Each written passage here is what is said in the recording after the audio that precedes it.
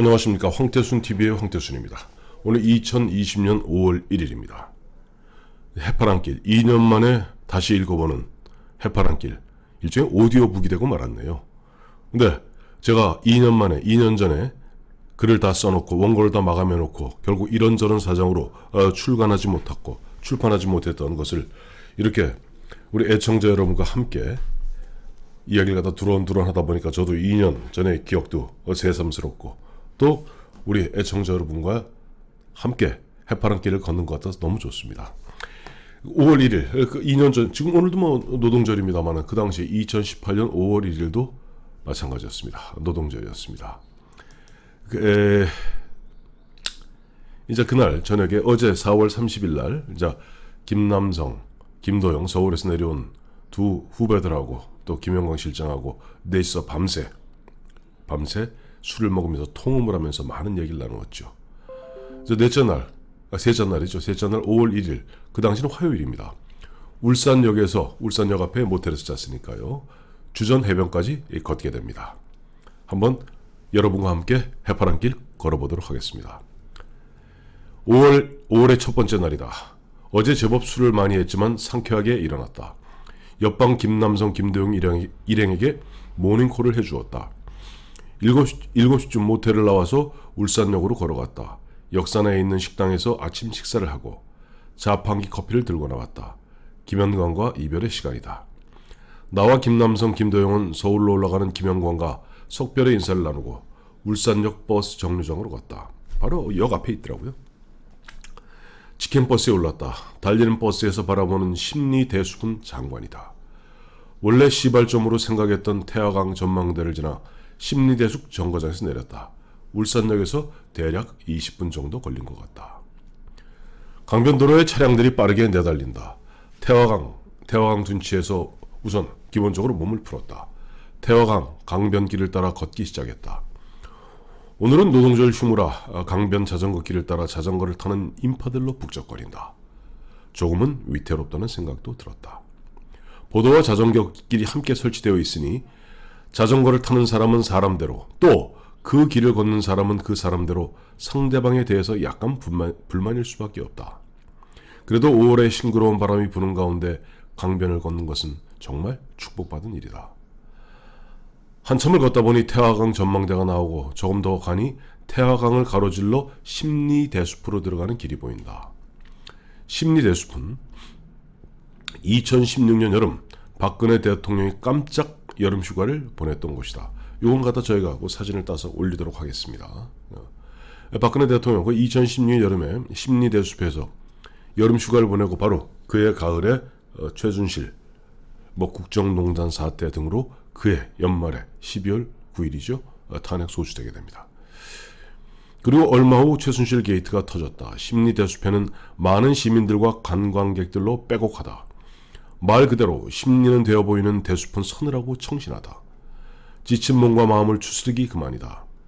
서늘한 대숲을 지나서 다시 강변 산책로로 나왔다. 그늘이 없는 길이라 햇볕을 피할 방법이 없다. 심리 대숲을 빠져나오니 저 멀리 태화루가 보인다. 영남 3대 누각이라는 태화루는 임진왜란 때 소실되었는데 최근에 복원했다고 한다. 태화루에서 잠시 휴식을 취했다. 태화루에서 다시 강변길을 내려와 길을 걷는다. 번영교 밑을 지나 학성교를 거쳐 내왕교 다리 밑까지 좋기 5-6km가 된다. 강둑 양쪽으로 시민들이 낚싯대를 들이우고 망정원을 즐기는 모습이 정겹다. 내황교를 지나니 아산로로 접어든다. 오늘날의 울산을 만든 아산 정주영 회장의 유지를 기려서 명명한 길이다. 저 어마어마한 길이더라고요. 왕복 한 6차선? 8차선쯤 되는데 어마어마한 길. 그 로 자체가 정주영 회장의 아우인 아산을 따서 아산로라고 합니다. 그런데 그 길은 사실상 자동차 전용 도로나 마찬가지다. 길 옆으로 펜스를 치고 보도를 마련해 두었으나 그 길로 자전거도 함께 다녀서 불편하다. 게다가 자동차들이 얼마나 빠르게 질주하는지 고속도로가 따로 없다. 자동차들의 질주 소리에 절로 몸이 움츠려 든다. 끝도 없이 이어지는 아스팔트의 행진. 그나마 유한이 되는 것은 태화강 억새 군락지와 그 너머 멀리 보이는 울산항의 모습이다. 아스라이 울산대교도 모습을 보인다. 태화강과 동해가 마주치는 곳에 이르니 울산항이 강 건너 보인다. 뙤약빛에 1시간 이상을 걸었으니 발바닥에 불이 붙은 듯 후끈거린다. 김남성, 김도영과 함께 뚝에 걸터 앉았다. 셋이서 뚝변에 앉아 이런저런 이야기를 나누면서 충분한 휴식을 취했다. 등수 하나를 벗고 양말도 벗었다. 그리고 편안한 마음으로 강물과 바닷물이 뒤섞이는 모습을 바라보았다. 이번 해파랑길을 걷고 난 후 많은 사람들로부터 들었던 질문의 첫 번째가 발에 물집이 잡히지 않느냐는 것이다. 나는 해파랑길을 걸으면서 나름대로 원칙을 세웠다. 우선 1시간을 단위로 50분 걷고 10분 쉬는 것이다. 그리고 쉴 때는 가급적 등산화와 양말을 벗어 발을 숨쉬게 했다. 그리고 양말을 뒤집어 단 10분이라도 말렸다. 그리고 다시 양말을 신으면 항상 뽀송뽀송한 새 양말을 신는 것 같았다. 그 덕분인지 23일 동안 690km, 하루 평균 30km를 걸었지만 멀쩡했다.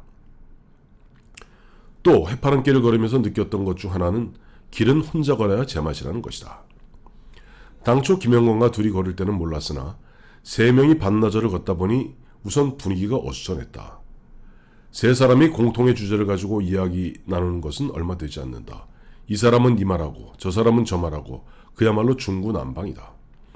게다가 사람들마다 체력이나 피로를 느끼는 시간이 다르다 보니 내 마음과 달리 그냥 쉴 때도 있고 또 나는 피곤한데 무작정 따라가야만 할 때도 있었다. 다시 길을 걷는다. 길 오른쪽으로 자동차 선착장이 보인다. 수출을 앞두고 선적을 기다리는 소형 SUV 차량인 코나가 줄지어 서 있다. 언뜻 보기에도 수천 대는 되는 것 같다. 한참을 걷다 보니 건널목이 보인다. 두 사람은 지친 듯 택시를 타자고 한다. 나 혼자라면 그냥 걷겠지만 두 사람은 다르다. 고향이 포항인 김도영 사장은 김영광이 서울로 올라간 후 일정을 조정했다. 울산을 조금 걷다가 김남성 기자와 함께 포항으로 갈 것이라고 했다. 1시 30분이 되었는데 아직도 끝없이 길이 계속되다 보니 택시를 외친 것 같다. 카카오 택시를 호출하니 10분쯤 되어서 택시가 온다. 성내 삼거리를 지나 방어진까지 이 택시로 이동했다. 나도 내 나름대로 계획이 있었기 때문에 방어진에서 이들과 점심을 마치고 각자의 일정대로 움직이기로 했다. 항구인 방어진항 근처의 횟집들은 많이 눈에 띄인다. 하지만 비릿한 바다 냄새를 맡고 다니다 보면 때로는 얼큰한 라면이나 짭짤한 짜장면이 생각날 때가 많다. 오늘도 그랬다. 그 많은 횟집이나 매운탕 식당을 놓아두고 굳이 중국집을 찾았다. 삼선 간짜장에 군만두를 시켜 허기를 달래고 나니 세상 부러울 것이 없다. 식사를 마치기 무섭게 두 사람은 택시를 대절해서 포항으로 출발했다. 지금부터는 나 혼자다. 4월 28일 서울에서 부산으로, 29일 부산에서 대변항으로, 30일 대변항에서 울산역까지의 그 길은 김영광이 함께 해주었다. 오늘 5월 1일 울산역에서 이곳 방어진항까지는 김남성, 김도형이 동행해 주었다.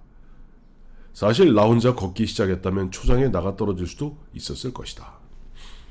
예전에 10부작 TV 외화 드라마 밴드 오브 브라더스를 재밌게 본 적이 있다. 제2차 세계대전 당시의 실화를 바탕으로 한 작품이다. 기억에 남는 대목은 노르만디 상륙작전을 위해 공수부대가 이륙하는 장면이다. 수송기가 부족하다 보니 글라이더에 군인들을 태우고 함께 이륙한다. 수송기 한 대에 글라이더 2대를 매달고 일단 어느 고도까지 오른다. 그리고 수송기와 글라이더를 잇는 로프를 해체하면 그때부터 글라이더는 기류를 타고 무동력으로 목적지까지 가게 되어 있다.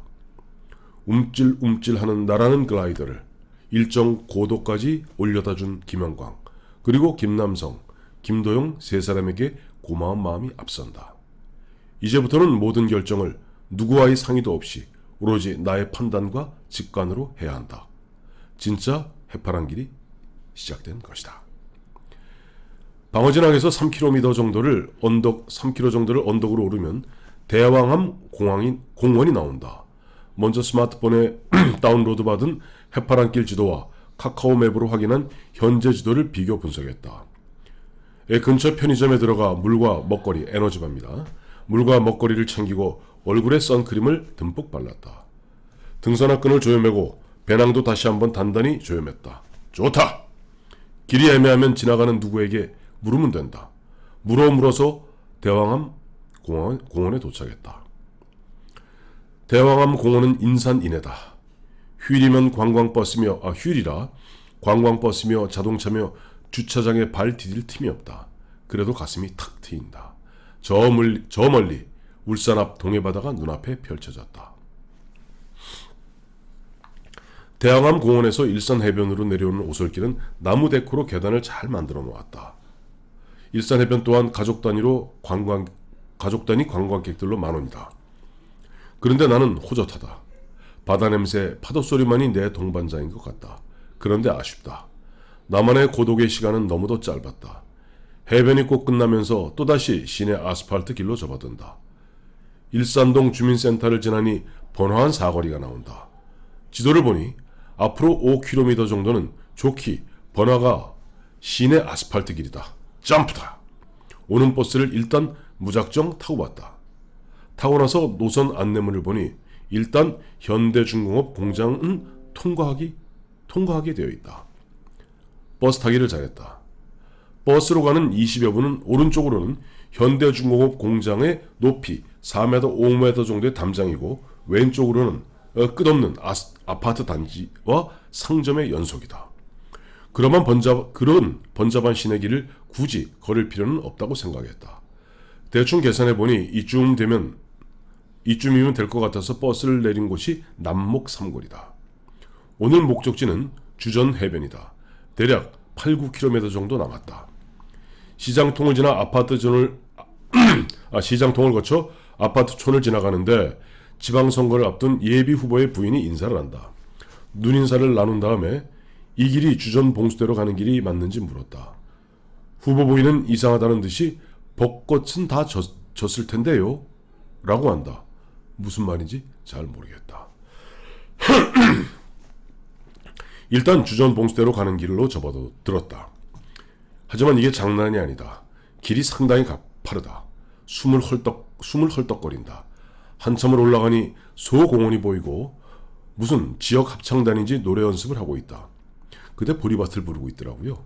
한 30-40명, 젊은 한 40대, 30대, 30-40명이 모여서 노래 연습을 하는데 보리밭 부르는데 듣기가 굉장히 좋더라고요.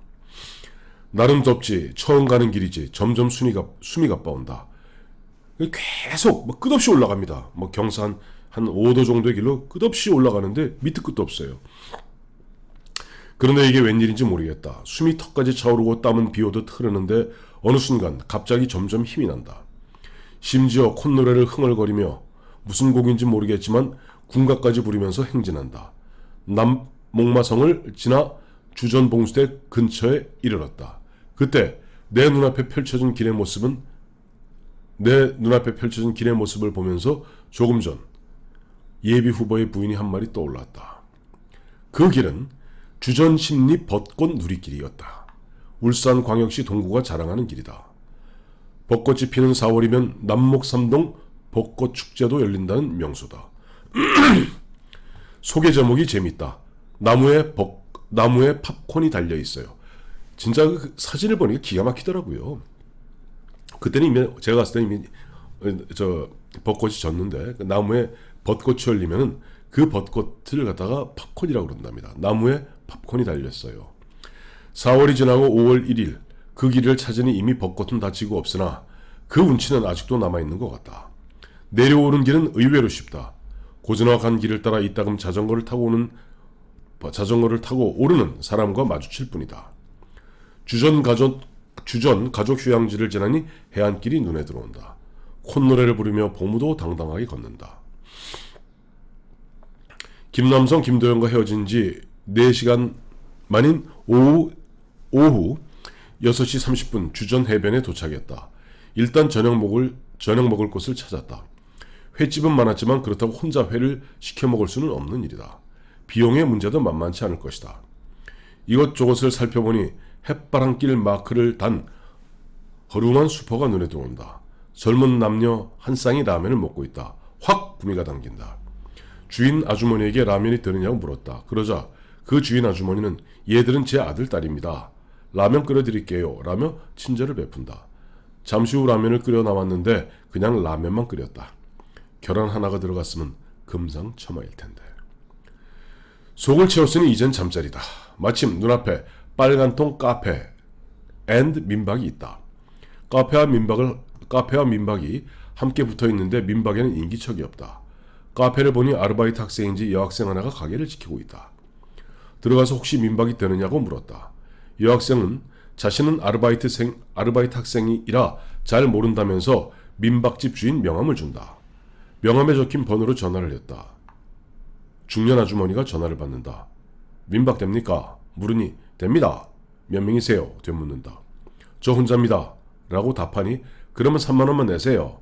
그리고 제 딸 좀 바꿔주세요. 라고 한다. 어느 딸이요? 물으니 앞에 있는 여학생이 제 딸입니다. 라고 답한다. 주인 아주머니는 제일 좋은 방이 서너 개인데 그 중에 제일 큰 방을 주라고 하는 모양이다. 나는 여학생에게 숙박비 3만 원을 지불하면서 왜? 알바라고 했어요? 라고 물었다. 손님들도 다 가고 혼자 있는데 무서워서 그랬다고 한다. 하기야 내가 내 모습을 봐도 수염도 깎지 않고 덥수룩 한 것이 딱 수상하게 생겼으니 그럴만도 하겠다 싶어서 한참을 웃었다. 민박방은 상당히 넓어서 7, 8명이 함께 자도 될 정도다. 샤워를 하고 그동안 정리하지 못했던 여행 일지를 정리했다. 내친 김에 스마트폰을 만지작거리기 시작했다. 5월 1일부터 제가 이제 떠날 때 처음에 4월 25일은 월 얼마짜리 했다가 5월 1일부터 데이터 무제한으로 바꿨어요. 오늘부터 데이터 무제한으로 계약 조건이 변경되니 페이스북에 글을 올려야겠다는 욕심이 들었다. 문제는 한참을 글을 쓰고 올리려는데 30분 이상 공들여 썼던 글이 온데간데 없이 사라진 것이다. 아이고 컴맹에 비해요. 빨간통 카페 앞에서 찍은 사진은 그럭저럭 올렸는데 설명하는 글이 귀신같이 사라지고 없는 것이다. 조금 있으려니까 정치평론계 선배인 김만은 박사가 댓글을 보내왔다. 뭐야 여기 카페죠. 뭐야 여기 주인장이야? 잠시 후 주간조선 하주희 기자는 실물보다 못생긴 사진을 SNS에 올리는 드물게 겸허한 페이스북 유저시네요 라고 깔깔거리는 댓글을 보내왔다. 사진을 올리고 글은 못 올린 난감한 상황. 달리 방법이 없어서 끙끙대는데 바깥이 시끌시끌하다. 슬그머니 나가보니 20대 중후반의 젊은이 대여섯 명이 카페 밖 노천 테이블에서 술을 마시고 있다. 조심스럽게 다가가서 나는 컴맹 수준이고 스마트폰을 산 게 불과 닷새 전인데 조금 전 이런저런 작업하다가 쓴 글이 몽땅 날아갔는데 무슨 방도가 없겠느냐고 물었다. 그런데 반응이 영 시큰둥하다. 재미있게 노는데 웬 중늙은이가 헛소리 하느냐는 표정이다. 그러면서 하는 말이 방법이 없어요. 달리 방법이 없다는데 뭐 별로 할 말도 없고 방으로 돌아왔다. 그런데 나중에 서울에 올라와서 조금 익숙해졌을 때 찾아보니 임시 보관함에 그 글이 잘 남아 있었다. 저녁이 깊어갈 무렵 빗소리가 들린다. 바닷가 민박집에서 홀로 듣는 빗소리는 그야말로 환상곡이다. 민박집을 지키는 커다란 개 한 마리가 이따금 부스럭거릴 뿐이다. 이거야말로 내가 상상했던 해파랑길의 밤이다. 오늘 하루도 33km를 걸었다. 사흘 동안 뚜벅이 마냥 걸은 것이 98km다. 차를 타고 이동하는 것까지 포함하면 어느덧 120km를 왔다. 거의 5분의 1을 온 것이다. 스스로 대견해진다. 점점 밤은 깊어가고 빗소리는 점차 굵어진다. TV로 자정 뉴스까지 보고 잠을 청했다.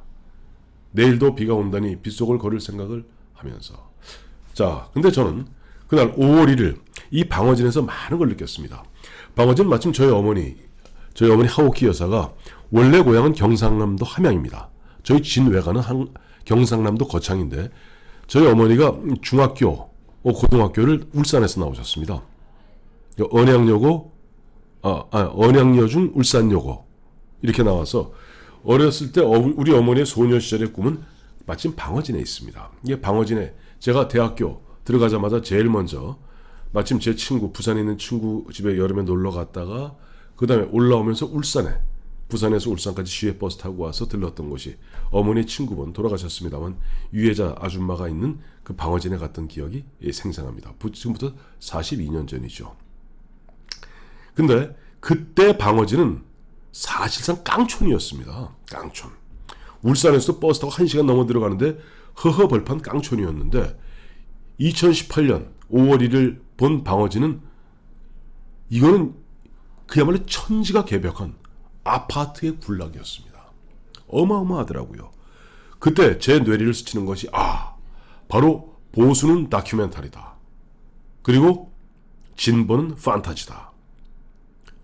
보수, 우리 박정희 대통령이, 우리 정주영 회장이 무슨 고매한 철학, 저쪽 마오쩌둥 같은 같은 그 무슨 막스 레닌주의에 빠져있는 그런 철학자 아닙니다. 오로지 땀 흘려서 실행으로 결과를 만들어냈을 뿐입니다. 다큐멘터리죠. 이게 보수에 지금 다 무너져가는 보수입니다만 보수는 실력으로 국민들께 결과를 보여주고 또 그들의 지지를 받아야 되는 겁니다. 근데 아니죠. 진보는 어떻게 합니까? 진보는 판타지를 팝니다. 우리가 가보지 않은 곳에 우리가 저 언덕을 넘어가면 이런 좋은 것이 있을 것이야. 판타지를 팝니다. 대표적인 게 뭡니까? 공산주의자, 사회주의자들이죠. 이들은 판타지를 팝니다. 물론 당장 사람들 눈을 현혹시키는 것은 바로 판타지입니다. 판타지 소설을 팔고 판타지를 팔고 꿈을 팝니다. 그 꿈 이루어지는 확률은 10분의 1, 100분의 1, 만분의 1도 안 됩니다. 결국 보수는 다큐멘터리 맛없죠. 우리가 영화를 보더라도 다큐멘터리 영화 봅니까? 재미없죠. 우리가 보면 2차 세계대전 하는 그 다큐멘터리 필름 보면 딱딱하게 짝이 없습니다. 그러나 그건 손에 잡힙니다.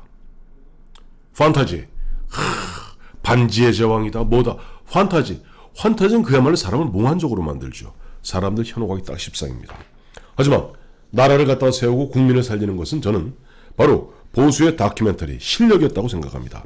마침 이번에 방어진에서 확인한 것도 우리가 늘 하는 얘기 있지 않습니까? 박정희 대통령이 일본하고 구상권 청구해서 배상권 받아서 그 돈으로 저쪽 영일만의 포항제철을 세우고 울산에 현대중공업과 현대조선을 세웠습니다. 그 결과 42년 만에 본 방어진은 제가 1978년 여름에 갔던 그 울산 방어진이 아니더라고요. 그래서 보니까 마침 여행 돌아와서 해파랑길 걷고 와서 찾아보니까 2018년에 찾아본 겁니다. 그 당시 2016년 기준으로 GRDP 1인당 GRDP 지역 내 총생산은 울산이 부동의 1위입니다.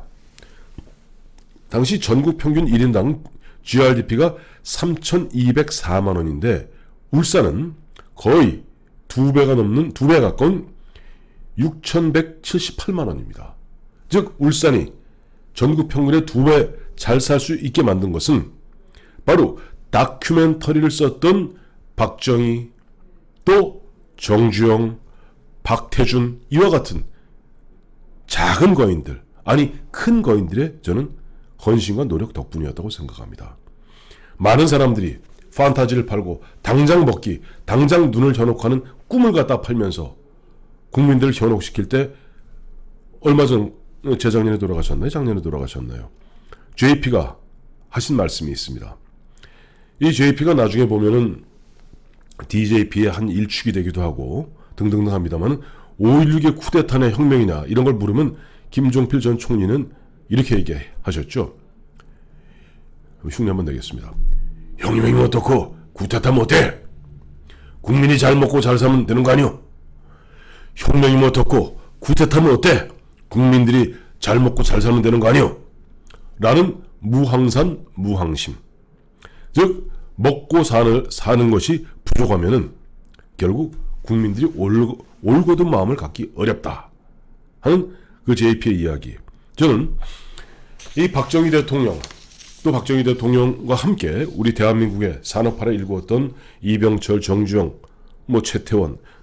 최태원하고 최종현 이런 분들의 공통적인 부분들은 저는 관자 2700년 전에 관자와 버금간다고 생각합니다.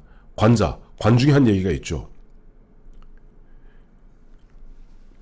의식이 좋게야, 잊고 사는 부분이 좋게야 인민이 예의 염치를 한다.